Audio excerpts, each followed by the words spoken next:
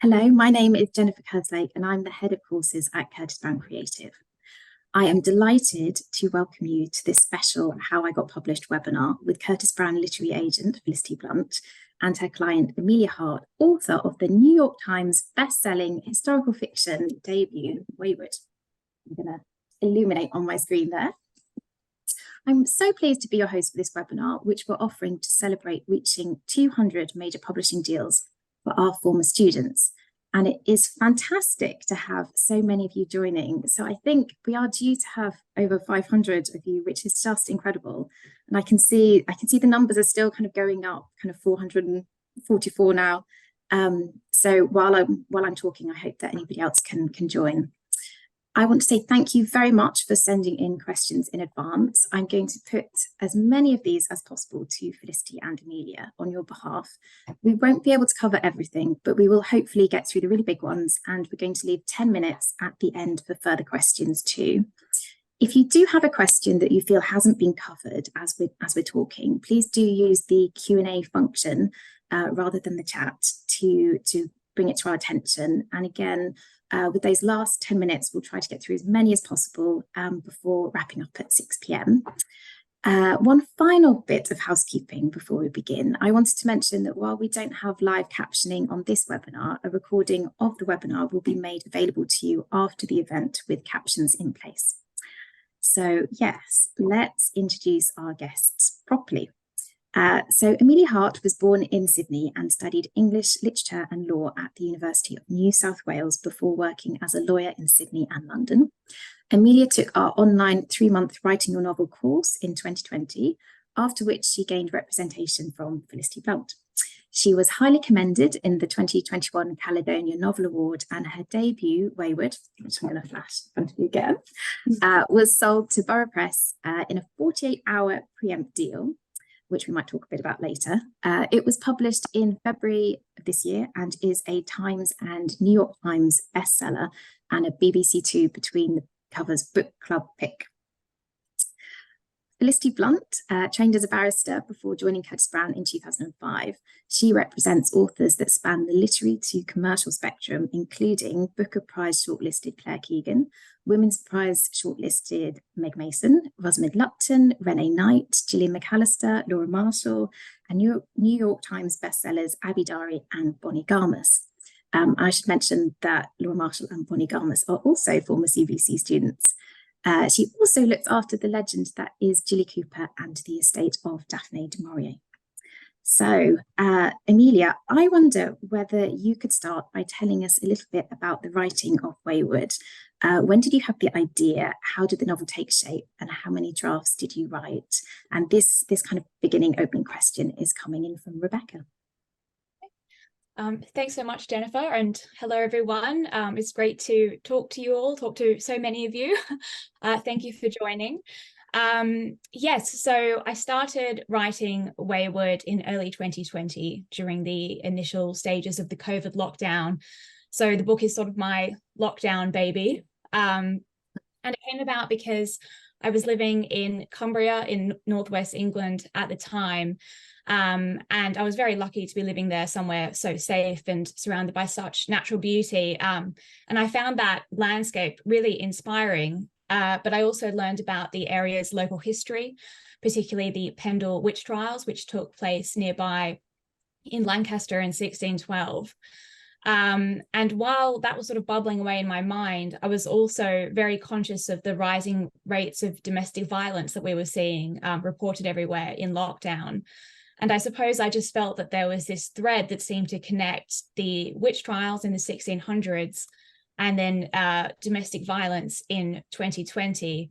And I sort of had this image in my head of this woman fleeing domestic violence in London, taking refuge at her ancestors' remote cottage and connecting with this powerful heritage. And that woman became my character, Kate, and then that little idea became Wayward. And so I sort of beavered away on the book for a few months. I did about, I think altogether before getting representation, about 12 drafts. And then in late 2020, I applied for the Curtis Brown creative course, and it was like the best decision that I ever made. So I'm so glad I did that, because I don't think I would definitely not be where I am now without the course. So yeah. Oh, well, that's brilliant to hear. So you studied with Susanna Dunn on the 3-month writing your novel online course. How did that kind of impact on your approach to writing, and what did you learn from your tutor? Yeah, so the course was really fantastic. I think the main thing that I sort of got from it was learning how to critique work and also how to receive feedback. So giving and receiving feedback, I think, is so important for any writer, because it's something that you'll need to do. You'll need to be able to take on board feedback throughout your career. And I think applying that critical eye that Susanna helped us all to hone to the work of my peers helped me to edit my own work. And then in terms of Susanna's specific advice, I mean, there was so much of it that was so fantastic. It's hard to like pinpoint one thing.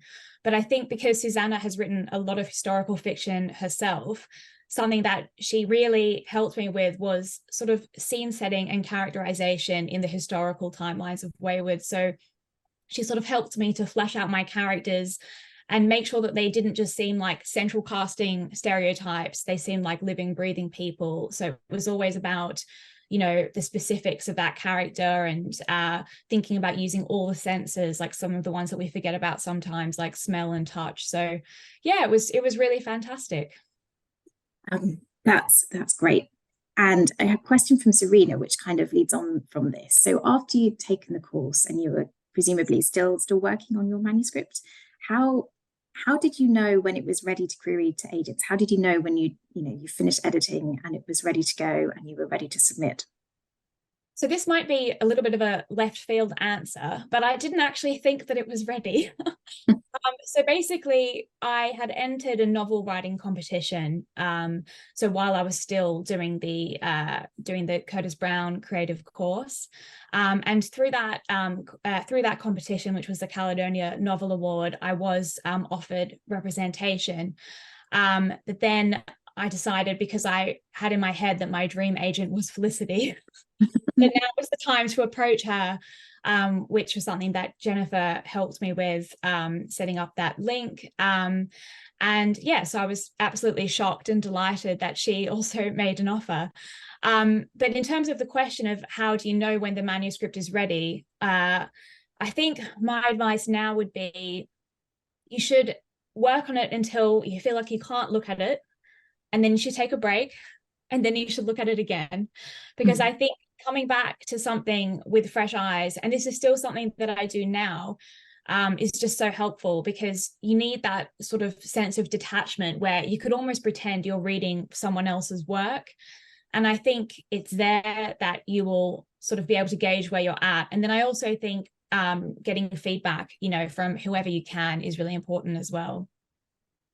That's really helpful. And Felicity, when Emilia submitted to you, this is a question that's coming in from Jemima. What was it about her submission about Wayward that grabbed your attention?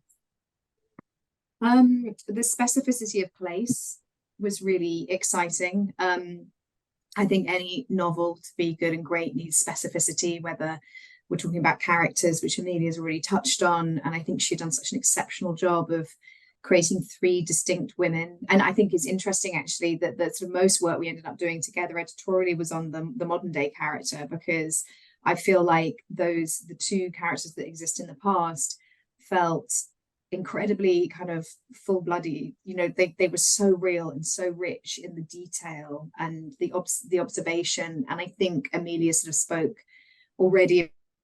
I particularly look for that in historical writing. I feel like we always forget that touch, taste, smell, all these things exist beyond kind of what you're looking at. And when somebody is saying, show, don't tell, that also applies to kind of what does it smell like. If you can conjure up what the drains of Victorian England smell like, then I will be like transported back there so much more quickly if you just describe what the street looks like.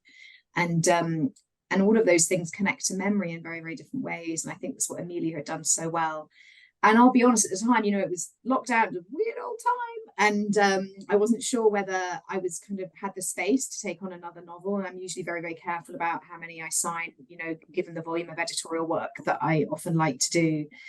And Jennifer sent me the book, and I was thinking, well, let's see. And I just flew through it. For me, it just needed so little editorial work from me by comparison to sometimes the 18 months that I'll spend working with an author. And I could just see the kind of tweaks and just the sort of tightening in certain areas. But she had clearly, I mean, we've heard today, she did 12 drafts before she did the course. Then she continued to revise it. Then she wasn't even going to send it out, but she had an offer.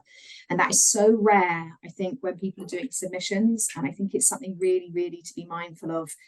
You're never going to miss a moment in submitting a book. Like if you don't, if you set these deadlines, if I need to have it done by the end of the year, you don't actually. You just need to write the absolute best book that you have in you. And you're not going to, if the book is brilliant, the world is going to want to read it. And the book will only be brilliant if you have sort of exhausted your work that you can put into it. And everything that Emilia spoke to is what I tell my clients, to the letter. Work on it until you can't stand to look at it. Leave it alone, print it out, read it on paper, change the main characters' names, force yourself, kind of startle yourself into reading it differently and not speed reading it. But do all that work, because it's such a precious time. You won't ever have it again once you are signed up to an editor. You will never fully own your writing in the same way. People will always be asking when you're delivering, and you will suddenly have such nostalgia for the time when you could just write as much as you want, as little as you want, to whatever deadline you wanted, without knowing that you've got, in Emilia's case, multiple publishers kind of trying to plan what the next one is. It comes with its own pressure, and it's so divorced from the creative experience. I think really enjoy that creative experience. She had, and it was such an easy choice to offer her representation. It was just like, yes, please, please, please, please come with me. We have a question from Marcus, which I think leads on from that a little bit, which is asking, how perfect does a manuscript have to be before querying? And obviously, it sounds like Emilia's was pretty perfect, was almost there. Yeah, I think it's so hard, isn't it? Because I signed, we did some work, went to the editors, they've done more work. So no way would Emilia describe her own work as perfect. No, and perfect is such a strange thing, isn't it, when talking about art? You can't really ever, what painting is perfect or best, or I think it's just more that you have to have taken it as far as you humanly, creatively, artistically can. And what I'm really looking for is, I am looking for a book that when I read it, and Bonnie Garmus, Emilia, Claire Keegan, they're all really good examples of this, Jilly Cooper, Marion Keyes, I don't think anybody else could write what they write, how they write it. I'm so excited about the specificity of voice and point of view. And what I feel increasingly allergic to is sort of books that they can be really nicely written, but they don't, in some way, they don't, I suppose, excite me in the way that a Meg Mason book does, where I just think, God, that is big and brave and strange and strained and complicated, and therefore it is so relatable, because in all of those kind of specific ways, actually I can identify with it. I struggle with books that feel too general, because there's nothing for me as a reader to hang on to. They don't create a conversation with myself, which is what sort of I think tends to happen when you read. You're sort of questioning, interrogating, judging, or empathizing. You have all these emotional reactions, don't you, to characters and what they do. So there's no real such thing, I think, as perfect. I just think do as much work as you can before you share your book, and just it needs to be of you. It doesn't need to be your version of another author. It just needs to be of you. That's great. So thinking about the kind of submission package as a whole, I know we've had lots of questions come in about this. Yeah. So the submission letter, which is also sometimes known as a query letter or an agent letter, a question from Rosalind was, how do you write it and strike the right tone without being too pushy and overconfident or apologetic? Yeah, I think it's a brilliant question. I mean, I think it's just exactly as you've described is what you're aiming for. I would say it's like any job interview in a weird way. Here's the really weird thing. at the beginning of a relationship with an agent, you're asking an agent to work with you, and it almost feels like you're auditioning for them, right? As a writer, and it's sort of all the power feels like it sits with the agent. As soon as you, as a client, find success, it's so very, very clear that the true dynamic is that I'm working for you and that I'm at your mercy and I really want to please you. But what it means is there's this sort of strange flip that happens at different points in kind of authors' careers. I think where they suddenly feel confident about their relationship with their agent, they feel they're not sort of anxious they're going to be fired, or that they're not good enough. But I think you can really help yourself by writing a letter that feels as if, some ways it feels like a job application, doesn't it? You wouldn't kind of stuff a job application with jokes about, how I don't know, your creative writing skills in year 5 were remarked upon, or,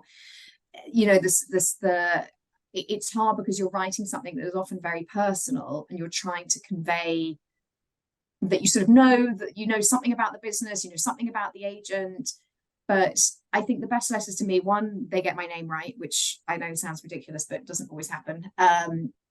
And clearly somebody's kind of looked me up and worked out kind of who I represent, and they're not sending me a self-help book, because that's really not what I do.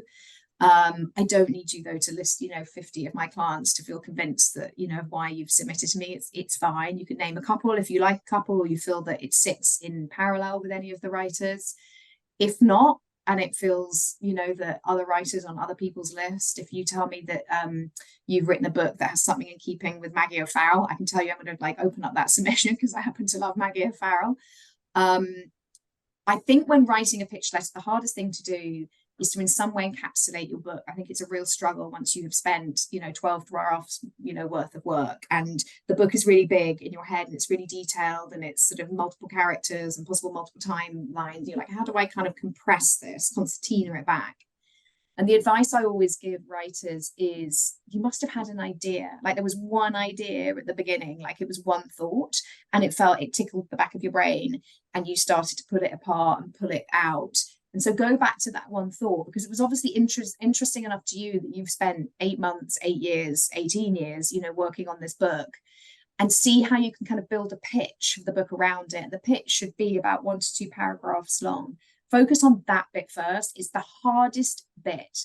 But if you crack it, you are not going to be so worried about kind of making jokes, making me laugh, convincing me that you're kind of a wonderful human being, because you'll have the meat of what I'm really interested in, because all I really care about is, what is the book about?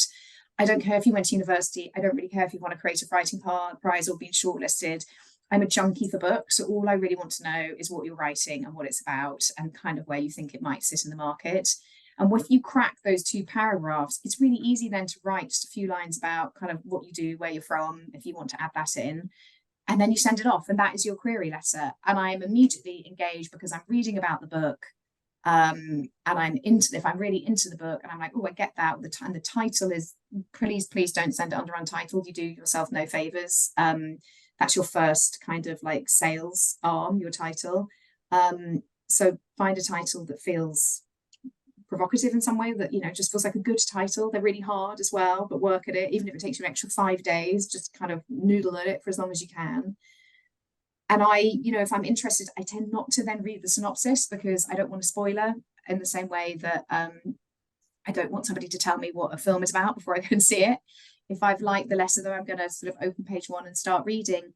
And then, to be honest, if I'm kind of 3 chapters in and really enjoying, I might peek at the synopsis just to get a sense of where it's going, so I can start to sort of articulate to myself where I'm placing this book and how I should be sort of thinking about it on a positioning.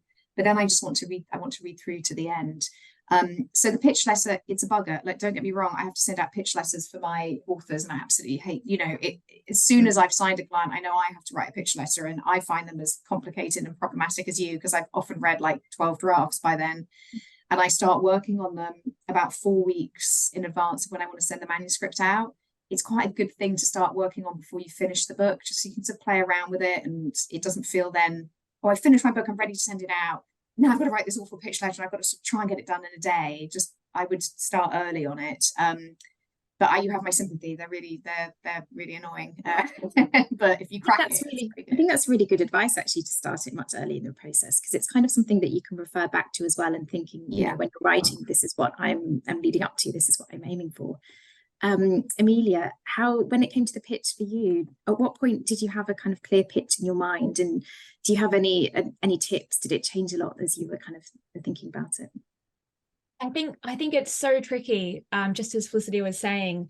I think for me, for Wayward, it was about that original idea of having like a woman now connected to a past legacy, so women connected across time, which sort of, is the pitch really, like 3 women connected across time by a ramshackle house and a powerful legacy.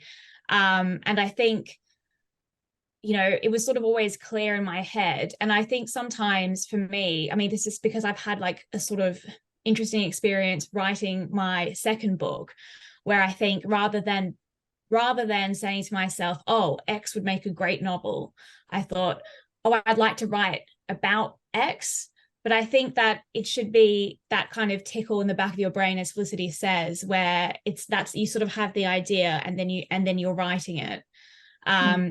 Sometimes I think maybe if you can't find the pitch line, if it's really, really hard, maybe that there's an issue with the book. I think that's sort of what I found with my book too. And in the end, as Felicity well knows, I had to kind of scrap multiple drafts and then take it back. And then I started again with an idea that was, it had some of the same themes, but it was like a clearer idea, like that clearer tickle on the back of your mind. And I think that's the thing that's really tricky, is like, but you should listen to that instinct. If something excites you, then go for it. I would add as well of examples like I have on the back of my, hang on, I'm going to grab it because I think it's sort of quite clear. But okay, so we have this. We know this person. This is Jilly. She's been around for 100 years, and we have Claire Keegan.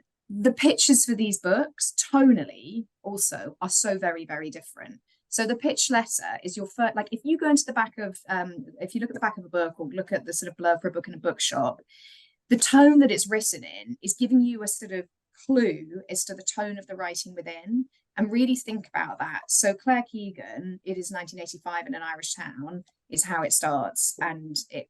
And here it's set against the glorious Cotswold countryside, riders offers an intoxicating blend of swooning, romance, adventure, and hilarious hijinks. Quite a different version of setup here. Both are talking about place in quite different ways. Use your pitch letter to give the first hint of the writing and what I can expect, because language is power in the hands, and what you think about when we're kind of creating the sales pitch, which is effectively the back of the book, which you're going to then go into a bookshop. You've all bought books in bookshops. You go in, you look at the cover, you're like, oh, I quite like that, intriguing. You turn it over, you read the back of the book. If it's interesting to you, then you do what I do. You open it, you read the first page. You already know how to pitch a book because you've been sold a book and you've decided what to buy. You just need to sort of look at that analogy and sort of think about your book and how you want to talk about your book and the tone with which you want to do it. It can be funny, but still professional. It can be sharp and still professional. These are all different tones to writing. The Meg Mason, Gillian McAllister, a thriller writer, that there are these different genres, and you're going to be able to sort of slightly tip to where I should be sort of expecting to find, what I should be expecting to find when I start reading. That's great. Thinking a little bit more about the pragmatics around submitting. I know we've had a couple of questions in from people who are submitting at the moment and going through the process, and I think it can be quite a scary process, and there's kind of a lot to kind of grapple with. And so we have one question about how many weeks should you really be expecting once you've submitted, to hear from an agent, or perhaps if you don't hear anything, is there a point at which you think, okay, I better move on, and that's not going to be the agent for me? It's so hard. I mean, everybody has a different number of submissions and a different workload. I mean, I had 8 manuscripts deliver at, the end of August, so that's undoubtedly slowed me down. And then I was looking today and I had, I think, 15 submissions today. I'm really lucky. I have an amazing dynamic group of women who work with me, and they will kind of take the first look, but I need to read my submissions as well. I feel like I'm a fraud as an agent if I'm not reading the unsolicited. I know what I like. I think 4 weeks if you haven't heard, chase. But listen, also some things move really fast, and I think the way you manage other agents when you have interest from one party is really important. So just communicate. Say, I've had an offer of representation. I'd really love to know what you think about the book. I'm going to set a deadline of, maybe 10 days from now or a week from now. Give the other agents time to read it. And if there are particular agents that you are really kind of hopeful will represent you, you can be clear about that and say, I've had this offer representation, which is really exciting, but I'm such a fan of your list. And I would really love to know if you would also feel excited about the prospect of working with me. The more you communicate, the better. I would say the one thing that I wouldn't do, which an author did to us recently, which in the end, it put me off completely, was so-and-so has now requested the full manuscript. So-and-so is now, like, it was just sort of like this name dropping of all these other agents. And I sort of felt like it felt slightly odd.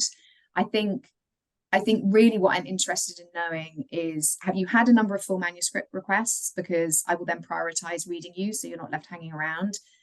Have you had offers of representation? Are you setting a deadline? Because that will move things along more swiftly, because you shouldn't ever be in the point of thinking, I've got this offer, maybe I should just take the bird in the hand. I haven't heard from anybody else. Let the other agents know. And that there's nothing, Jesus, we're a competitive bunch. There's nothing that's going to sort of excite their interest more than knowing somebody else has already offered you representation. They'll be all over you. That's a good tip. We had someone, a couple of people actually kind of write in about they've got to the point where they've been writing for a long time and not having much luck getting published or finding an agent. And they don't want to give up, but it's quite hard to keep going. And Emilia, I wondered whether you have some advice here about kind of around confidence and writing and how to keep going. Yeah, thank you. I think it's really tricky and it's really hard, and I definitely sympathize. I think resilience is so important to anyone who writes, whether that's unpublished or published. It's kind of a crucial thing in this business, because there is a lot of rejection and heartache, and I definitely recognize that. And I guess I would hope that if it's something that you love doing, if you feel like your hands are like itching for the keyboard, you have things you have to get out, then I hope that if it brings you joy, then you can find a way to keep going. And then I also think something that I find so reinvigorating is to read, and I hope that you wouldn't lose your love of reading, because for me, I think, like, I would always say I love writing, obviously, but I think I'm a reader first, and that is sort of the spark that keeps everything going. And I guess, and that is where you'll get new ideas from, and it'll help you sort of persevere, I think, if you can retain that love of reading and then writing as well.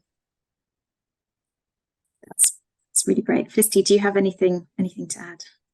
Look, I think it's really, really hard. Not everybody gets published, and that's really hard when you probably poured lots of love and your life into it. But to echo Emilia's point, if you love to write, you should write.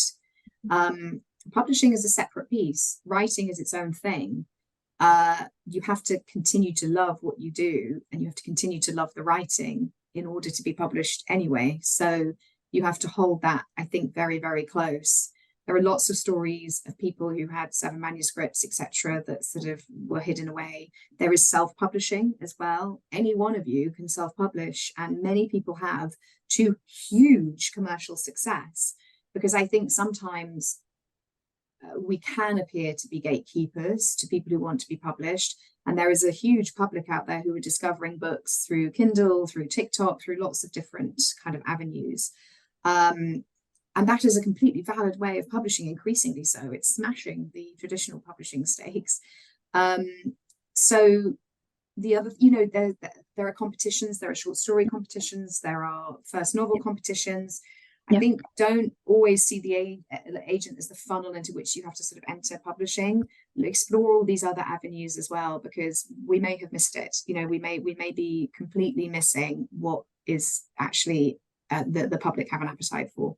And I think that can be quite liberating as well. And sometimes, if you've been working for a long time on a novel and you feel very kind of stuck within it, and then, writing some short stories or submitting them to competitions could be a kind of interesting kind of outlet and something a bit different. I just wanted to add as well, like find a community of writers, you know, think about, you know, taking a course or if you find a community of writers who will be able to support you by offering feedback and constructive criticism, as well as a kind of morale boost and encouragement when you need it, I think that could be really crucial.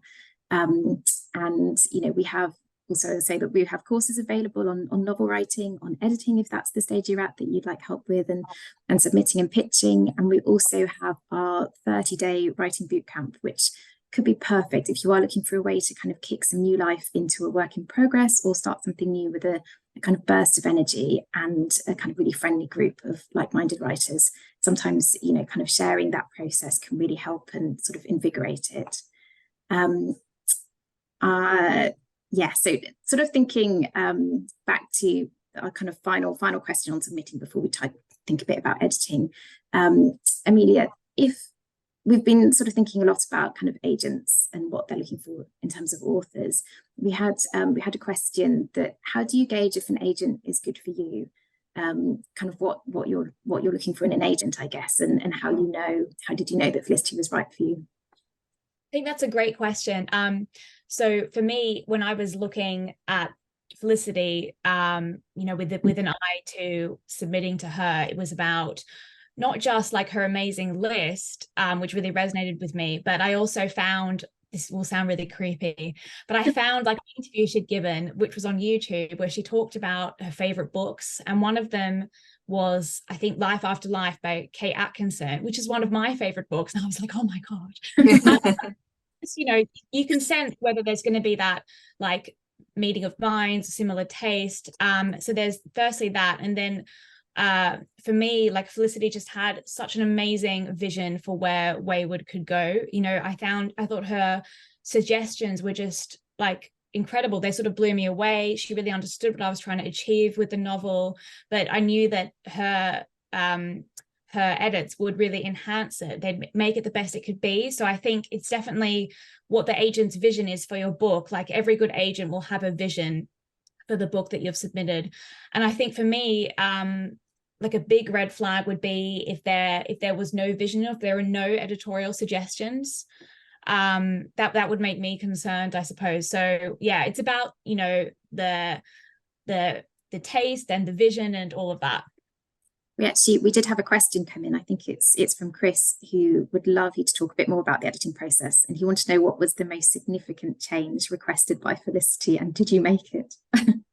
Yeah, so I think Felicity already touched on that. The biggest change was to do with the modern day characters timeline, and I think Felicity identified what was really like a flaw with the book, which was that this character, Kate, who's in the modern day, in the early versions, she was sort of a little bit inert, really, and I think this can often happen. And now I've noticed it when I read as well sometimes, you know, if you have like a dual or multiple timeline novel, that the character in the modern day can seem like a device who's just there to discover information about the past. And so that was something Felicity identified was an issue in Wayward. And so she helped me to sort of enhance like the stakes for Kate as a character, and so that she would have her own compelling narrative arc, like above and beyond just as a kind of tool of discovery for the reader, if that makes sense. But I'm not going to reveal what the changes were, because that would be a spoiler. I was wondering, we had a question coming from Vicky actually about writing the 3 narratives, and which of the ones you most enjoyed writing, and whether that kind of changed as the stories progressed, and did you like have to force yourself away from one character to write the others, and how that worked? That's a great question. Definitely follows on really well.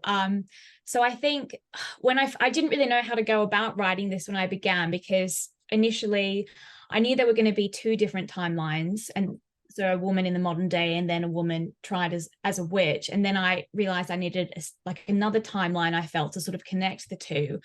And I quickly realized that I had to stop and write the earliest timeline first, and then the next timeline. So I kind of wove the timelines around each other. And I think the easiest for me was probably Alpha, who's the character in the 1600s. I'm not sure why, but something about that story just like seemed to flow really easily. And actually, when I look back, I think that is the element of the novel that changed the least all the way through the different editorial stages. But I really enjoyed writing Violet. So that's the character in the 1940s, because she was a really fun character to create. She's really different to me. I found her, you know, to be quite, I mean, even though I made her up, I found her to be quite inspiring, I suppose. And I enjoyed trying to get inside her head and think about how she saw the world. And then, yes, I struggled the most with the modern day character, Kate, I think for the technical reason that I mentioned, but also because out of all three of the women, she's the one who's most similar to me. And so that makes it a bit harder to put that on the page, I suppose. Mm-hmm. And in terms of the thinking about the past and the characters in the 1940s and the 17th century, did you do much research kind of before or while writing those voices, and how did you approach that? Another great question. So I think research is a really interesting one, because obviously it is a requirement for, I mean, not just historical novels, but I mean, in all novels, you probably need to do some degree of research, because the novel writing exercise is you're trying to tap into experiences that you haven't had necessarily and capture those and make them feel real. But I think, so for me, with the period timelines, initially, a lot of it was sort of based on, you know, I guess impressions I had from books I'd read that were set around that period. So for instance, a big influence on the Alpha timeline, just in terms of like tone and voice, was probably The Year of Wonders by Geraldine Brooks, even though that is set, you know, 50 years after Alpha, so during the plague in the 1660s. And then for Violet, I was thinking about, you know, Nancy Mitford, Daphne du Maurier, so books of that sort of era. But obviously, yes, I did have to do a lot of research as I was going. And I think it's really important to get the balancing act of research right, because if you spend too long, it can become like a huge procrastination tool. And also, you know, you don't need to show the reader all the research that you've done. The research is like an iceberg, I suppose, and what the reader sees is kind of at the tip. So you should try and wear it lightly. But for me, I did some reading around witch trials, obviously, and then as I went, I would sort of research in conjunction with the writing, so that I wasn't stalling, if that makes sense. That does, yeah, absolutely. And Felicity, do you, in kind of your experience, not just kind of editing Emilia, but other authors, do you find that research sometimes gets in the way of narrative? Do you have any tips for your writing? Yeah, I think so. Sometimes with research, particularly with research, there's the whole kind of rule of show don't tell. Like when you have something that you have researched and learned, like if I find out something interesting, I would like to tell you it, and so I tell you it, and it's actually then becomes very uninteresting. I think everything has to be in service of the plots and in service of character, and if it ends up being irrelevant, it's great, you still learn something brilliant that might surface in your work in a different way.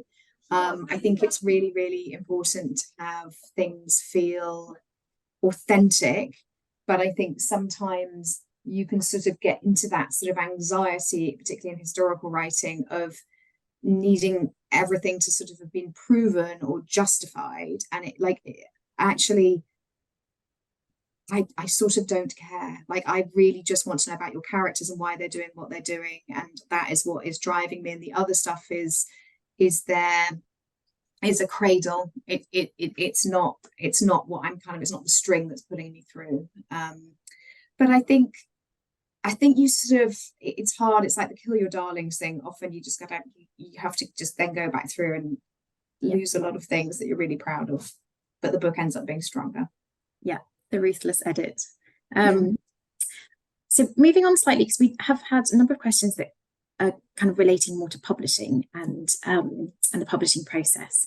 And Felicity, I wonder whether you could begin by explaining kind of what happens when you submit a novel to publishers, perhaps talking particularly about Emilia's book, and what's the difference between a preempt and an auction? Yeah, so when a book is ready, when your agent is ready to send it out, they will pull together a list of editors that they think would enjoy the book based on what they know of them and what they've previously published. And they can share that list with you and explain kind of what houses and divisions you're going to. It's a nuanced picture, the publishing picture, because you have a number of very, very big companies like Penguin Random House, in which you'll be probably submitting to multiple editors. And then there are these sort of the independents like Faber and Canongate and Serpent's Tail, where you'll only be submitting to one person in each of those companies. So my job is to make sure that I'm submitting in the right way to each of those places, and I'm not submitting to two people on the same list within one part of, Penguin Random House. And I should be curating that list and thinking really carefully about which editors feel right for the work. See, my job is honed my own pitch for the work using conversations that we've had and my own work on editing the book to sort of really think about. The really strange thing about a pitch sometimes is it's like a version of what the book is about. A pitch is really you sort of selling somebody an idea about the book. When you read the book, obviously the book is about so much more. And sometimes the best thing about a great pitch is it sets up an expectation that the book in some way actually confounds rather than affirms. And if you think about, this is particularly with thrillers where they slightly mislead you, but they're not lying to you in the pitch. They're just you think, oh, I think it's going here when you read the pitch. And then you read the book and you are very pleasantly surprised. So that's what I have to do as an agent, I think, is sort of set something up in a way that it will really entice, but still allow the book to surprise an editor that is reading it. I'll work on the pitch as long as you'll work. I mean, honestly, I work on pitches forever. I send them around the whole office. I send them to my rights team. I send them to my associate, my assistant. I send them to anybody who's willing and happy to read it. I then have to have no ego about my pitch because it can be ripped apart by, 5 people, turned upside down. But it's really useful. And you have got, as an agent, really, really close to the book at that point. So some objectivity is always welcome. But it also is a trick because it allows my company and the people I work with here to take ownership of the book at a really early stage. So everybody's fed into my pitch letter and been made to read it 4 times. They then own the book and they're talking about the book. They're talking about the book to German editors and French editors and UK editors that they're meeting. And it's my first step in creating a buzz about the book, is basically allowing everybody to pour scorn on my pitch. And then once the pitch has been signed off by my, group of critics, I will start to do my calls and I will call editors, tell them what I'm pitching, why I'm excited about it, and then send them the book. And I'll do all of that in one day. My foreign rights team will tend to wait till I have an offer or something's going to acquisitions before submitting, except where they really think this is a book that I have to go out simultaneously with. Like this is like maybe it's pre-Frankfurt and there's a lot of buzz about the book. I mean, let's just all go on the same day. But I'll be responsible for the English language territory. So I'll be responsible for obviously the UK sale and the American sale, because that's usually how the English language breaks down. So I've sent my book out. Hopefully I get interested. I become a nervous wreck. Everybody's a nervous wreck. And I'm like the swan on the surface. I'm like this, and underneath I'm like, oh my God. Understand anxiety about sending work out. Offer will come in and I will use that opportunity editors that I have an offer. Sorry, I keep saying my internet connection's unstable and I'm in the office, which is ironic. If you lose me, shout. But I will then try and start to kind of pull all the other editors together. And with Emilia, it was really, really clear. I had 2 very, very interested parties, both of whom were trying to preempt version. It was slightly unusual. They both sort of were coming in with preempt. So we didn't actually get to a proper auction where I was setting them off kind of against one another because they were both coming in really with their maximum number almost on the same day. So that just allowed Emilia to talk to them and then make a decision off of that. And the definitely is really what a preempt is meant to be when a publisher offers you it, is they're trying to offer you just that bit too much money that you as an agent feel it's too risky to turn down and go to auction. I tend not to love preempts because I always worry that I'm leaving money somewhere on the table. I'm going to auction, maybe I'll get 5 editors bidding against each other. But what was really interesting about Emilia is they sort of came in and there was sort of a level between them. 2 publishers had sort of gone, right, I'm going to get as much money as I can and I'm going to put it down. And so it sort of allowed us to feel quite confident about taking the preempt and not turning down the preempt and going to auction. just to clarify, you can have an offer from an editor that's a preempt, which will often come with a, you have to accept this by 5 o'clock tomorrow. It's quite a big number, take it or leave it. Or you can just have an opening offer, first round offer. Here's my first round offer, let me know what the next steps are. You run, obviously, your responses differently. Either you sort of feel you accept the preempt, or you turn down the preempt and go to auction, or you just take the first offer, you tell everybody that you're going into auction and you start setting your deadlines.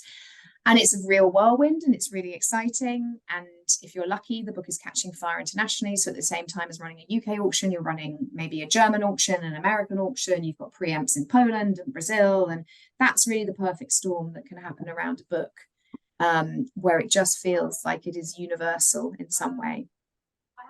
This does sound terribly exciting, Emilia. How did you find it when it was happening? Were you kind of constantly there on the phone with Felicity, or how did it feel as an author? It was so surreal. I mean, I think particularly because we were still in lockdown. So this was like March 2021. And you know, so I think we still had restrictions in place, and it was just really weird. It was really weird, but it was amazing. I just couldn't believe it. Like, yeah, I remember when she called me and she was like, we have a preempt. And then I think that was the moment when I thought, oh, it actually is going to be published. Like, this is going to be a book. It was crazy. It was crazy. It was like one of the best days of my life.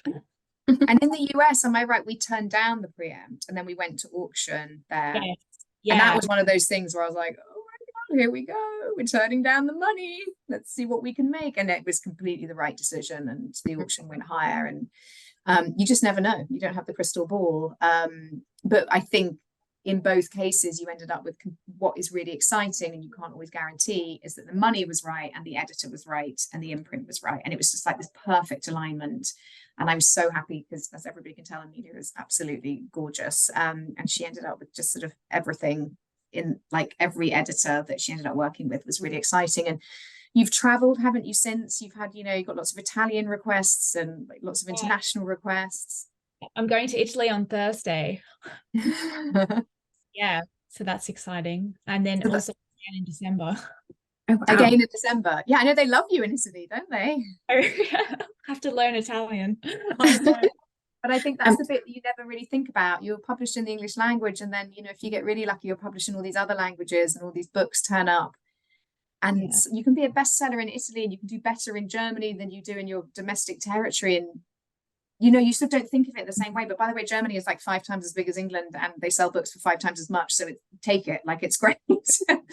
And I think that's what's so wonderful about publishing is you can continue to be discovered by different territories and different readers. I know that one of our questions that came in is, Emilia, is there anything that has surprised you about the process of being published, or anything that you've learned that you didn't expect? Oh, I mean, probably a lot. I think I was actually really nervous about being published. I guess because it does feel really exposing, because it's this thing you've created in your head, and then strangers are reading it. And I think it's really weird, isn't it? It's so weird. But I think that really terrified me beforehand. But now, it is actually it's really nice. Like, sure, there'll be people who hate it, that's fine. But what's really kind of amazing is I've had people like contact me on social media and say, oh, I had like an experience similar to one of the experiences portrayed in the book, like to do with, say, domestic violence or assault or something like that. And the book really has meant something to them. And that is the kind of message where you think, oh my God, this is why I write. And yeah, it's just really emotional and moving. And I guess I just didn't expect people would connect with it in that way. Right. I know we have 10 minutes to go, and I did say that we tackle sort of further questions, but because you just mentioned social media there, I did have one kind of final question that I wanted to ask, which is, how important is social media? And this is a question that kind of comes up quite a lot, I think, that people, when they're submitting to an agent, and also they're kind of thinking about publication, is it essential? How important is it? What if you don't like it? What's the process? I would say I mean, I think something that people wonder about is whether you need to have like some big Twitter following to get a book deal. And I think, I mean, my perspective would be for fiction, that is not the case at all. Like I had like, I don't know, barely any social media presence. And I don't really like using social media that much. I like Instagram because it feels quite friendly to me. I haven't got to grips with TikTok, and that is something that I regret, because I now have, this is really weird, but I have someone impersonating me on TikTok, which is, it's just so bizarre. Like I don't know why someone would do that, but whatever. So I guess, you know, I think TikTok is amazing for books. It's something I should get to grips with, because it has really changed. It's really changed the market, I think. And it maybe you could say it's a democratization of the book world. I don't know.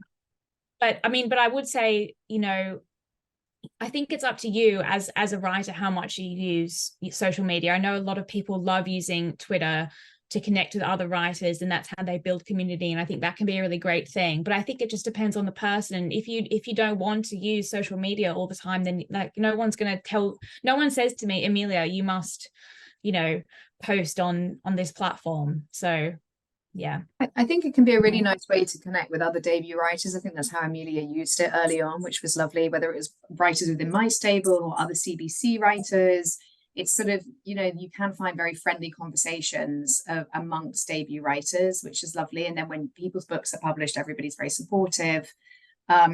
TikTok's interesting because actually in the space that Wayward was published into, that's a very big space on TikTok. So, you know, if we were reversing, you know, God, I mean, you know, 2 years, we probably would be thinking about, let's just set up an account. You know, you just set up the account, you don't have to feed it at all. You just sort of, it's there and you can drop things into it.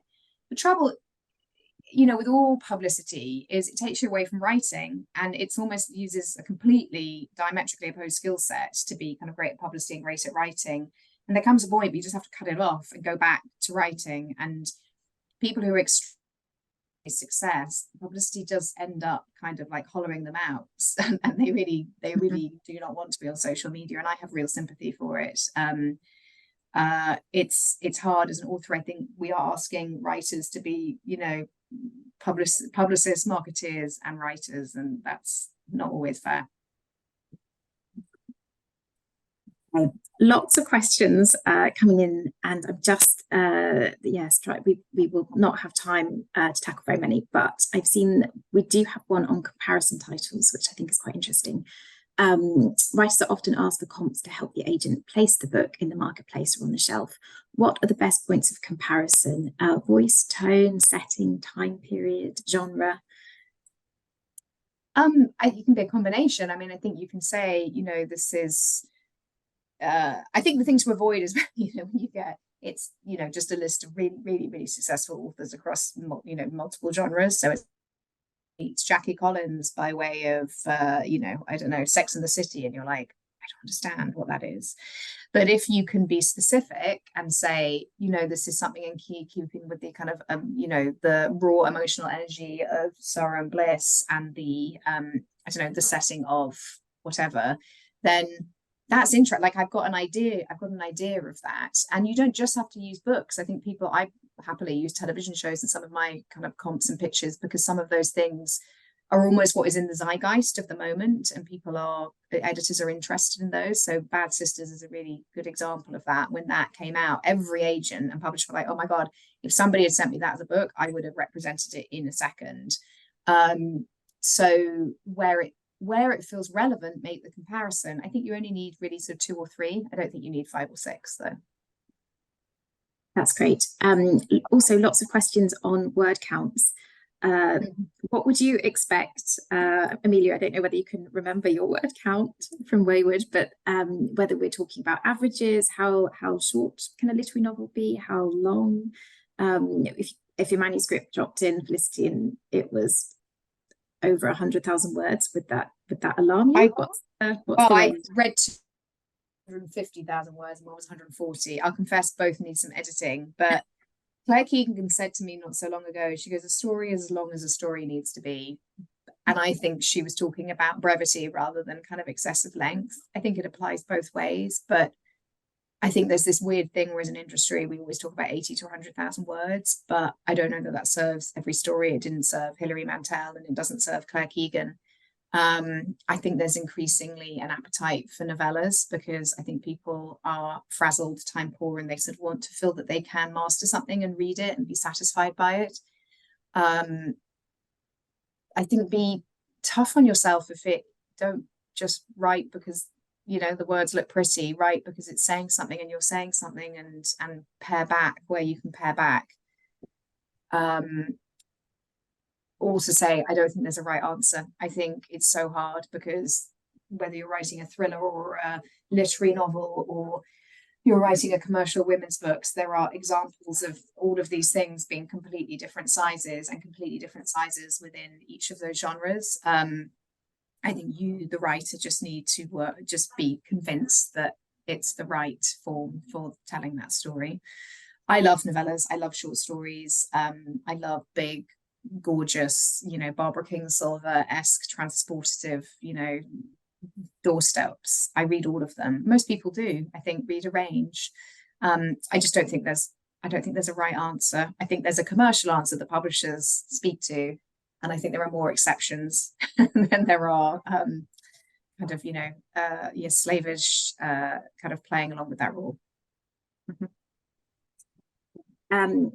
This one I think is probably quite brief. Does an older writer get too old to be published? No. Good. One in from Francesca. What would you say is the most important thing to know as a debut author? Emilia. Sorry, I missed that. My crappy perception. What would you say is the most important thing to know as a debut author?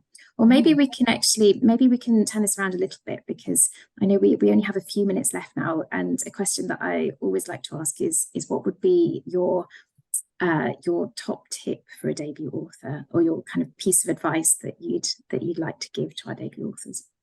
Okay, so I would say enjoy it, because you will never be a debut author again. And I think it can be really daunting. It can be a whirlwind, and there can also be a lot of expectations. It can feel a range of different ways, but I think you should savor that moment. Go into the bookstore, find your book and ask to sign it, like do all of those things, because you don't have that opportunity to have that debut experience again. So I think it is really important. And then at the same time, you should still always have one eye on the future, I think, and think about the next project and keep writing, keep reading, but still take time to enjoy the moment. Yeah, I think as an author, you want to write a book, you want to see a book published, but really what you want to do is write multiple books, and you want to have a career as a writer.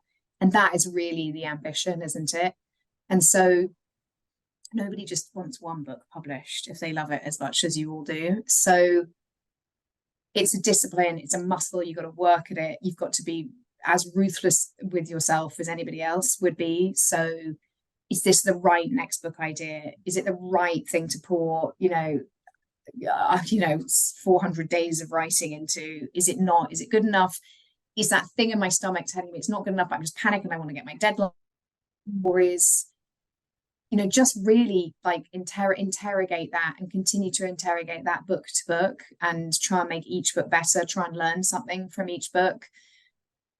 Like in any job, better, you don't want to sort of flatline. And it's always so exciting to me, like with Gillian McAllister, when she had this breakout hit with Wrong Place, Wrong Time, and it was her 8th book. And Jojo Moyes, had a massive breakout, book, kind of 8-9 books in. That's also the dream, like just to continue to get better and sell more each time. Don't feel like it all rests on this debut, just continue to work. Great, thank you. That's a really positive note message to end on. Thank you so much. Thank you, Emilia and Felicity. I want to say thank you so much for your time this afternoon and for your generosity in answering so many questions.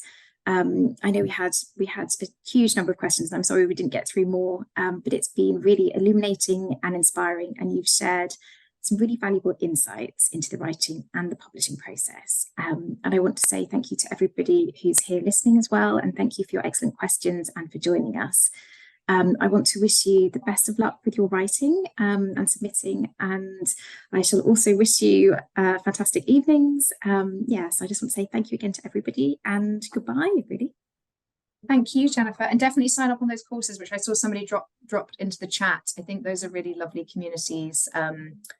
Yeah, the edit, pitch your novel, the boot camp. I think some of those things give you permission to feel like you are a writer and you don't need to sort of justify the time you spend kind of up in the attic room or kind of under the stairs, hammering words onto a page, which I think is really, really important. All right, are we signing off? That's great, thank you. All right. Yes, Thanks, I think guys. we'll end it there. Thanks very much. Thanks, Bye. everyone.